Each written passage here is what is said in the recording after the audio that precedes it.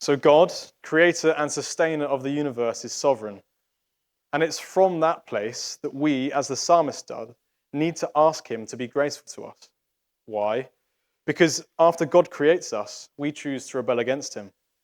Adam and Eve eat from the tree of knowledge of good and evil, placing their selfish desires over their desire for God. And this violation of the first command was an act of cosmic treason. And man, who was created from the dust, the Lord declares, to dust he shall return. Sin and death floods the human heart and corrupts the world. And the Bible is clear that we are born in sin, and therefore cannot, as other religions and belief systems would have us believe, work our way back to God. You see, without this understanding of our total depravity, that is, just how much in sin we are in without God, at best we miss out on the depth of God's love, and at worst we step into heresy. Because when we place ourselves at the center of the gospel, we risk seeing justice and injustice in a worldly way. Fairness becomes about what feels right rather than what is right. And this is why we need Jesus. Jesus was the sovereign plan from the beginning of time to bring redemption to his people, to unite us back to himself, to do what we could not do for ourselves. Christ's perfect obedience to the Father satisfies the wrath of God, so that whoever believes in him shall not perish, but will have eternal life.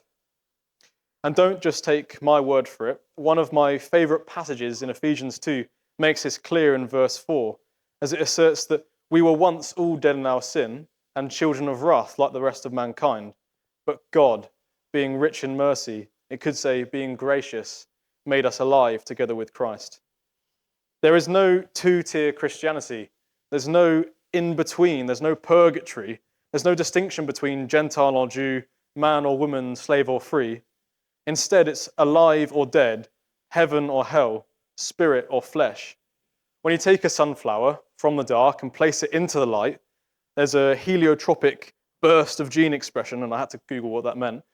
But basically, this is a rewiring of its DNA that causes the flower to turn, to set its gaze upon the sun.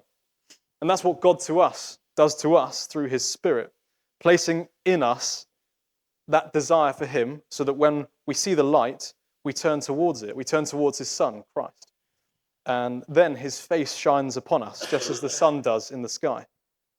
His radiant light makes us alive, and we get to participate in response to this through our prayer and praise. That's what grace is. It's an act of sovereign mercy.